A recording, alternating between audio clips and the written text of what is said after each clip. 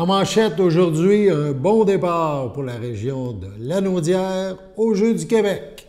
Bonjour à tous et bienvenue à votre bulletin d'information diffusé sur les ondes de CTRB, votre télévision locale et régionale, aujourd'hui le 30 juillet.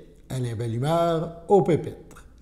La délégation lanaudoise revient avec fierté en région. Après le bloc 1, c'est les Jeux du Québec présentement, donc avec une récolte de 19 médailles, soit 8 médailles d'or, 6 d'argent et 5 de bronze.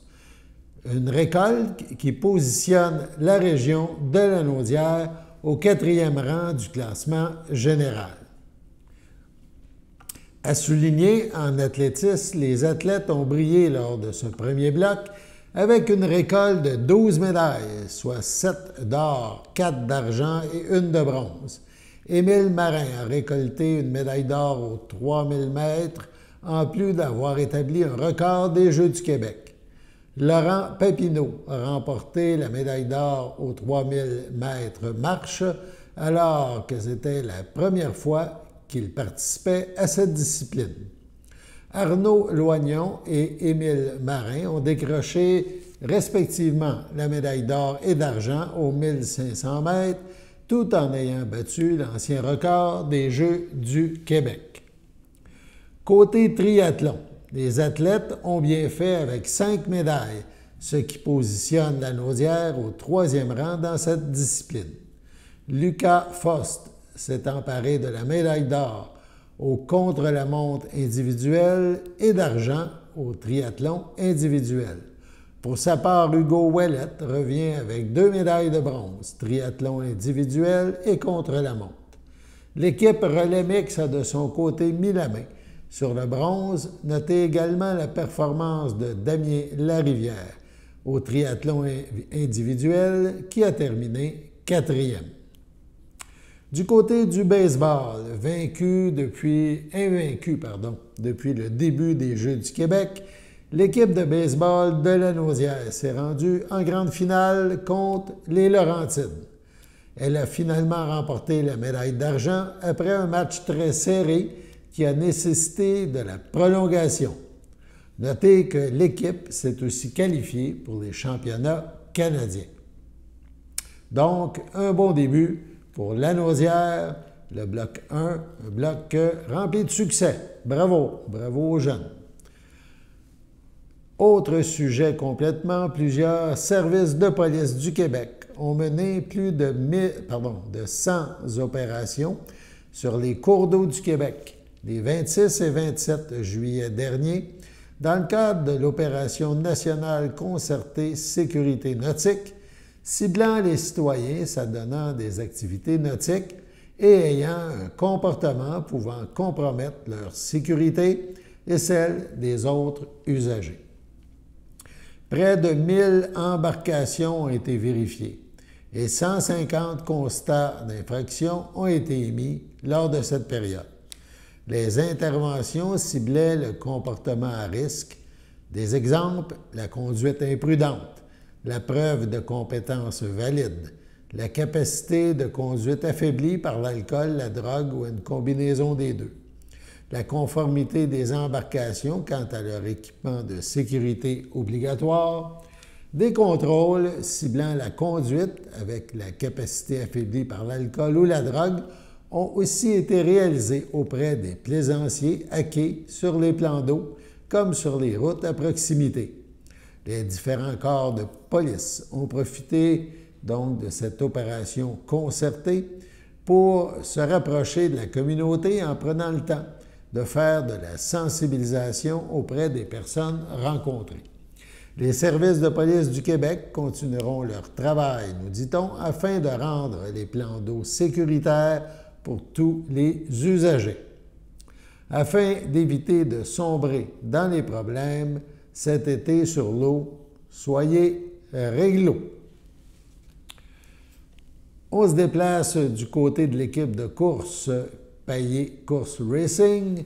Les pilotes de Payet Course Racing ont livré des courses animées dimanche pour une première visite sur le circuit routier de Calabougie, Motorsport Park, c'est en Ontario. Sur ce tracé abrasif où la gestion des pneus s'est avérée déterminante, Marc-Antoine Camiran et Andrew Ranger ont respectivement terminé 4e et 5e après avoir chacun manœuvré une spectaculaire remontée. Marc-Antoine Camiran, au volant de sa Camaro GM Paillé Chevrolet Canada 96, a été parmi les plus rapides tout au long du week-end, s'inscrivant premier et deuxième lors des essais samedi. Troisième sur la grille de départ. Il a rapidement pris les devants de l'épreuve, s'installant confortablement en tête grâce à une voiture très bien réglée. Je ne poussais pas du tout, j'économisais mes pneus et l'essence le plus possible et malgré tout, j'étais parmi les plus rapides sur la piste, a-t-il dit. Ça augurait bien pour la deuxième portion de la course de 50 tours, a expliqué Camiran. Après un premier arrêt au puits au 32e tour pour chausser 2 pneus neufs, il est reparti en 3e place, derrière un pilote qui ne s'était pas arrêté, mais la relance a été coûteuse pour le pilote de Saint-Léonard d'Aston. Il était très lent lors de la relance et il a sorti de sa trajectoire avant que ce ne soit autorisé. Donc, le pilote s'est vu imposer une pénalité de passage au puits. Malgré tout, Camiran a réussi à remonter le peloton rapidement, puis il a pu chausser 2 pneus droits neufs avec 7 tours à faire. À la relance, il a réussi à rapidement remonter jusqu'en 4e place et a manqué le podium de très peu, terminant à un seul millième de seconde de la 3e place au drapeau à damier. J'avais vraiment une voiture rapide, a-t-il mentionné. J'ai manqué de temps pour remonter à l'avant. C'est dommage pour la pénalité, mais je suis fier de notre performance et du travail de l'équipe. On a marqué de gros points aujourd'hui, a-t-il mentionné. Grâce à ce résultat, Camiran consolide sa place de meneur au championnat des pilotes NASCAR Canada avec une avance de 9 points. Du côté d'Andrew Ranger, la course a également été remarquée par une solide remontée, mais une stratégie différente a complexifié la fin de son épreuve. Qualifié en 2e position, Ranger a écopé d'une pénalité de passage au puits dès le début de la course pour avoir anticipé le départ initial. Reparti à l'arrière, il a gagné plusieurs positions avant d'effectuer un ravitaillement en essence après la mi-course. Puis, avec 7 tours à faire, l'équipe Innovation Autosport a chaussé 2 pneus neufs du côté gauche. Il nous a manqué une opportunité d'arrêter afin de chausser les pneus du côté droit. En fin de course, j'étais rapide lors des virages à droite, mais lors des virages à gauche, je perdais énormément de temps, a indiqué Andrew Ranger. On avait une excellente voiture. Notre 5e place est satisfaisante, mais ça ne reflète pas ce que nous aurions été capables d'accomplir. C'est un peu dommage que notre stratégie n'ait pas fonctionné comme on l'espérait, mais je suis satisfait de la vitesse qu'on avait. C'est prometteur pour la suite, a mentionné Ranger, maintenant 3e au classement à 14 points du meneur. La série NASCAR Canada revient en piste dès ce samedi 2 août à l'autodrome Chaudière à Vallée-Jonction. Un petit ovale incliné où les 2 pilotes Paillé Course Racing ont tous 2 remporté des victoires dans les dernières années. Sur ce, passons à la pause. Votre station de télévision de Berthierville vous invite cordialement à son bingo hebdomadaire télédiffusé tous les samedis matins dès 9h30. Depuis longtemps, les fans de CTRB se divisent le joyeux montant de 600 $ chaque semaine à cette joute de bingo. N'oublions pas non plus le super bingo mensuel d'une cagnotte de 2000 $ que vous pourriez vous partager chaque premier samedi du mois. Un moment de fébrilité qui pourrait devenir payant pour plusieurs d'entre vous. Pour vous procurer ces fameuses cartes de jeu, les dépositaires participants sont à Berthierville, le dépanneur Formule 1, la station-service Arnois sur le boulevard Gilles-Villeneuve, le marché IGA Extra Famille Mont-d'Or sur la rue Gabrielle Brissette, le marché Métro Boucher sur la rue Notre-Dame et la pharmacie Proxime sur la rue Frontenac. À Saint-Ignace de Loyola, le dépanneur Proxy sur la rue de la Traverse, la boucherie Aldo sur le rang Saint-Michel. C'est donc un rendez-vous hebdomadaire chaque samedi matin à 9h30 sur les ondes de CTRV, votre télévision locale et régionale, celle-ci toujours en haute définition. Toute l'équipe de CTRV vous remercie de votre fidélité et vous souhaite bonne chance.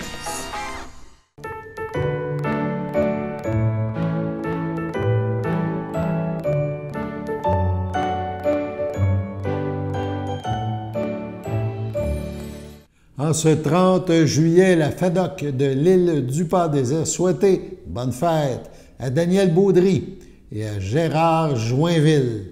C'est votre anniversaire aujourd'hui, en ce 30 juillet. Eh bien, toute l'équipe de CTRB se joint à moi et vous souhaite bonne fête. On parle maintenant des nominations au Grand Prix de la culture Desjardins pour la région de Lanaudière. Donc, on vient de dévoiler les finalistes de la 34e édition des Grands Prix Desjardins de la culture de Lanaudière. Au niveau prix ambassadeur Télé-Québec, 2 mises en candidature, Pedro Ruiz et Céline Desjardins. Donc, on leur souhaite bonne chance. Au prix Art de la scène, ils sont 3 à viser le premier prix. Donc, il y a le groupe Les Garçons à marier, également Olivier Rousseau et Claude Callender. Donc, un des 3 se méritera le prix Art de la scène. Il y a aussi le prix Art visuel et métiers d'art. Encore là, 3 mises en candidature. Isabelle Ayer, Catherine Venn et Marie-Christine Levé. Donc, ces 3 dames sont en nomination pour le prix Art visuel et métiers d'art. Le prix de la Calque, artiste de l'année dans Lanaudière. 3 personnes convoitent ce prix prestigieux, 3 artistes féminins. On parle de Stéphanie Lagueux, de Caroline Plante et de Jeannie Richard. Donc, pour le prix du Calque, artiste de l'année dans Lanaudière, on connaîtra ça sous peu. Le prix bénévolat culturel, des organismes et une personne convoite ce prix. Il y a la Fondation Dyson Moore, Madame Lise Larose et le collectif Art et Culture Saint-Damien. Donc, le prix bénévolat culturel sera attribué à un de ces organismes ou à Madame Larose. C'est à suivre. Évidemment, il y a un prix, on le rappelle chaque année, le prix Bibliothèque. Donc, les bibliothèques qui s'affrontent, façon de parler, sont la Bibliothèque Christian-Roy à l'Assomption, la Bibliothèque Sainte-Marie-Salomé et la Bibliothèque Sylvie-Touin à la Valtrie. Donc, le prix Bibliothèque sera attribué lors des Grands Prix de la culture de Lanaudière. Le prix Émergence, lui, sera remis à l'une ou l'autre de ces personnalités, soit à Justine Lafortune ou à Ariane Baudry. Donc, des jeunes qui émergent au niveau de la culture dans Lanaudière. Le prix littérature sera départagé en 3 candidates. On parle de Émilie Demers, de Marie-Ève Larivière et de Pascal Richard. Il y aura aussi le prix partenaire culturel. 3 candidatures, le Centre d'amitié autochtone de Lanaudière, la municipalité de Saint-Jacques et le café culturel de la Chasse-Galerie. Il y a aussi un prix médiation culturelle. Les candidats sont le Musée d'art de Joliette, les Petits Pas Jacassiens, Jacadien, et le Centre d'art Diane Dufresne à Repentigny. Donc, le prix médiation culturelle est en jeu lors des Grands Prix du tourisme. On rappelle que la 34e édition sera bientôt présentée et les gagnants seront alors connus. On reste dans le domaine culturel dans le cadre des 5 à 7 au Sénat. C'est sur le site de la Chapelle des Cuthberts à Berthier. Demain, le 31 juillet, c'est au tour des Mélanie, un groupe de musique composé d'étudiantes en option musique au cégep de Joliette, qui prendra l'affiche. C'est au Cénac, à l'extérieur de la Chapelle des Cuthberts. Donc, chaque jeudi, cet été, les 5 à 7 retiennent l'attention. C'est gratuit. On écoute l'entrevue avec la responsable de la Chapelle des Cuthberts et évidemment des 5 à 7, Daniel Joyal.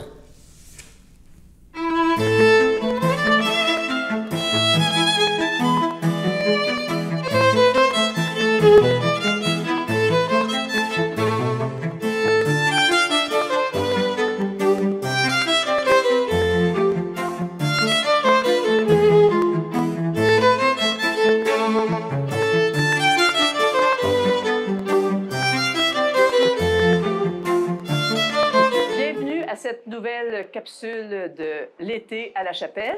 Et aujourd'hui, c'est au département de musique du Cégep de Joliette que ça se passe. Alors, on est dans le corridor des cubicules de pratique pour les étudiants du département de musique du Cégep de Joliette. Donc, on entend des étudiants, toute une effervescence, du piano, de la clarinette, de la guitare, toutes sortes de sons. Alors, ça travaille fort ici. Philippe Drolet, en personne, un des responsables du département, professeur ici. Bonjour Philippe, ça va bien? Ça va très bien, toi aussi. Philippe, j'aimerais qu'on discute ensemble du partenariat qu'on a conclu, que la Chapelle des Cuthberts a conclu, avec le département de musique dans le cadre des jeudis 5 à 7 du Cénacle. Alors, pour le bénéfice de nos téléspectateurs, les jeudis 5 à 7 du Cénacle, ce sont tous les jeudis de juillet et à août, où on a des artistes qui viennent se produire au Cénacle. Et j'ai fait une proposition au cégep à M. Drolet, qui s'est empressé de l'accepter. Alors, Philippe, peux-tu nous parler de ce partenariat-là, puis quel impact ça a, tu penses, auprès des étudiants du département?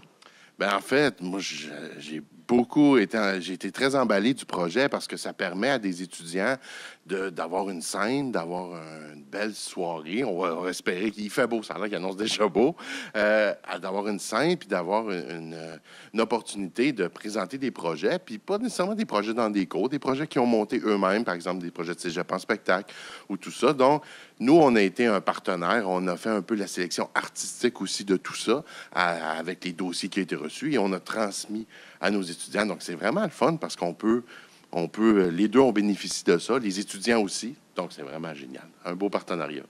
C'est un beau partenariat. J'espère que ça va se perpétuer pour les prochaines années parce que c'est une belle expérience. Absolument. Alors, merci beaucoup de cette collaboration et on va se souhaiter un bel été et puis de longues, belles années de collaboration. Absolument. Merci beaucoup. On s'en va maintenant rencontrer les Mélanie. Bien, les Mélanie, en fait, c'est personne dans le groupe, mais à la base, c'était eux trois qui avaient un groupe qui s'appelait le Trio Folk. Puis moi, j'ai entendu parler, puis j'étais comme, j'ai envie de jouer avec eux. Puis j'ai écrit à Ludovic, puis j'étais comme, ça a l'air le fun, qu'est-ce que vous faites? Est-ce que je peux être avec vous? Puis je pensais qu'il y avait quelqu'un qui s'appelait Mélanie parce qu'il surnommait Mel. Donc je pensais que c'était Mélanie. Donc là, j'ai dit, avec Mélanie, ça pourrait être le fun de jouer. Mais il a dit, mais il n'y a personne qui s'appelle Mélanie. Donc, bon. Puis qu'est-ce que vous faites comme musique? Moi, c'est Alexandra Ayotte. Je chante dans le groupe. Je fais un peu des percussions, puis je joue de la guitare aussi. Moi, c'est Ludovic. Je joue de la guitare, je chante un petit peu, je fais les percussions aussi. Moi, c'est Mélane. Donc, je fais du cajon, je chante, puis je fais de l'harmonica aussi, à un moment donné. Ouais. Donc, c'est Mélane et non pas Mélanie, hein? C'est ce qu'on a compris. Oui, moi, c'est William Mailleux. Je fais la guitare, mais surtout la bass dans le groupe.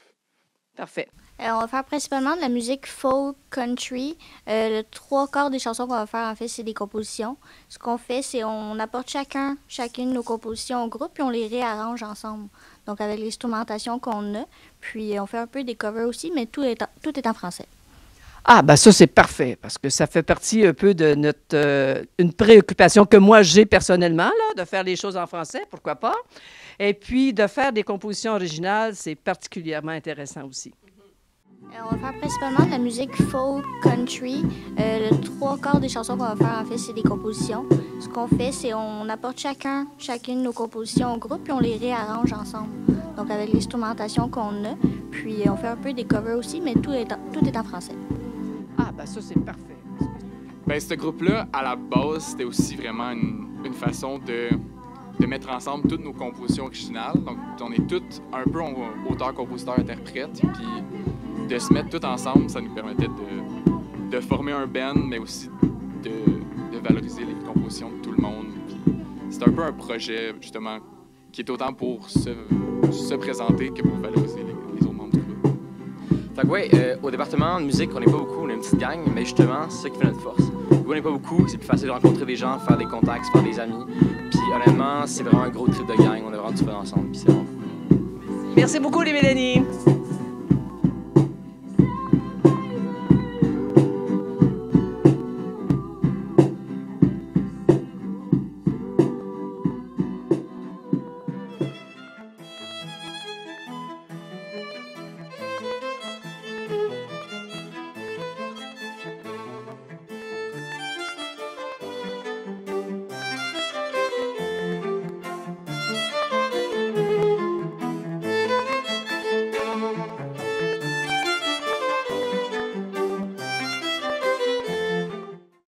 Voici une plaque porte-clés des amputés de cœur.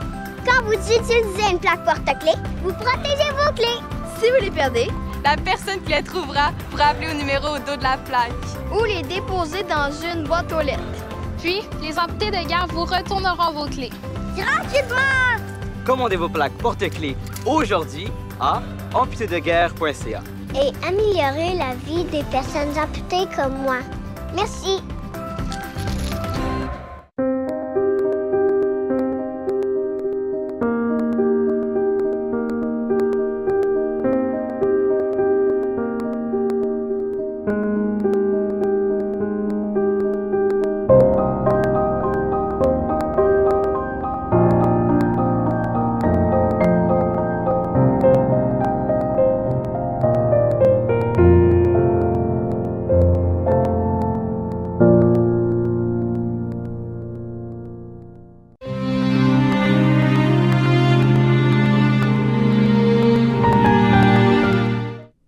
Au CHDL de Saint-Charles-Borromée, le 1er juillet dernier, à l'aube de ses 80 ans, est décédée Mme Gisèle Laforêt, conjointe de feu M.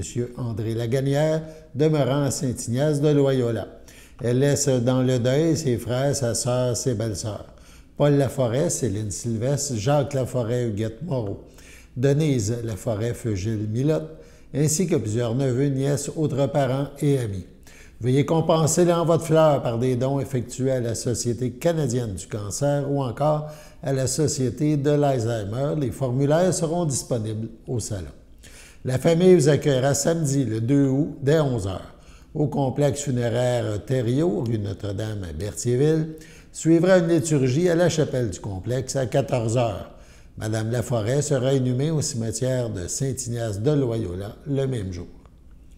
Le 21 juillet dernier, à 68 ans, est décédée Mme Marjolaine Ferland, épouse de feu Jean-Guy Lépine, demeurant à Sainte-Élisabeth, fille de Béatrice Majot et de feu Marcel Ferland. Elle laisse dans le deuil, outre sa mère, ses enfants.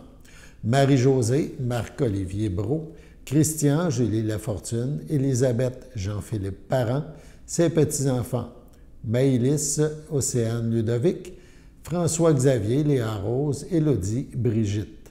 Ses anges, Jacob, Josiane et Justine. Son frère Paul Ferland, Joyce Dupuis, ainsi que plusieurs beaux-frères, belles-sœurs, neveux, nièces, autres parents et amis. La famille tient à remercier le personnel des soins palliatifs du CHSLD de Saint-Jean-de-Mather pour les bons soins prodigués à Mme Ferland.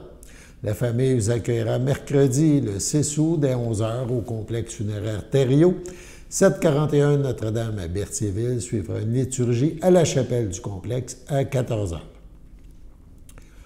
Au centre hospitalier Le Château à Berthierville le 18 juillet dernier, à 73 ans, est décédé M. Gilles Gadouri, époux de Thérèse Destrampes, demeurant à Berthierville, autrefois de Saint-Cuthbert. Il laisse dans le deuil, outre son épouse, ses fils, Steve Gadouri, Stéphanie Laporte, Michael Gadouri, Hugo Gadouri, Mélanie Beauregard, ses petits-enfants, Joanie, Jessica, Samuel, Mathis, Nathan et Océane. Ses frères, sœurs, beaux-frères et belles-sœurs, Marcel Gadouri, Micheline Gravel, René Gadouri, Louise Paradis, Jacques Gadouri, Joanne Girard, Denis Gadouri, Céline Léveillé, Cécile Gadouri, Yvon Girard, Yvon Gadouri, Louise Léveillé, Manon Gadouri, Serge Frenette, feu Brigitte Gadouri, Françoise Coutu, feu Richard Gadouri, Jacqueline Destrampes, Benoît Lambert, Nicole Destrampes, André Dumontier, Carmen Destrampes, Dominique Fontaine, Daniel Destrampes, Roger Plante, Jean Destrampes, Sylvie Cuérier, feu Cécile Destrampes, feu Jean-Marie Drainville, feu Pierrette Destrampes, feu Denis Masse, feu Gilles Destrampes, feu Francine Aubuchon, ainsi que plusieurs neveux, nièces, autres parents et amis. La famille vous accueillera samedi le 9 août dès 12h30 en l'église de Saint-Cuthbert. Suivront les funérailles à 14h. M. Gilles Gadouri sera inhumé au cimetière de Saint-Cuthbert le même jour. Sur ce, passons à la météo.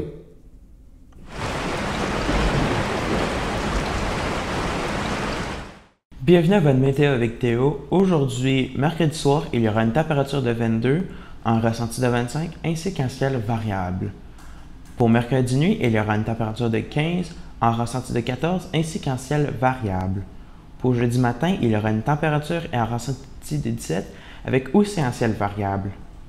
Pour jeudi après-midi, il y aura une température de 23, un ressenti de 24 ainsi qu'un ciel variable. Jeudi soir, il y aura une température de 21, un ressenti de 22, ainsi qu'un ciel variable. Et pour finir, jeudi nuit, il y aura une température de 14, un ressenti de 13 avec un ciel dégagé. C'était tout pour votre météo.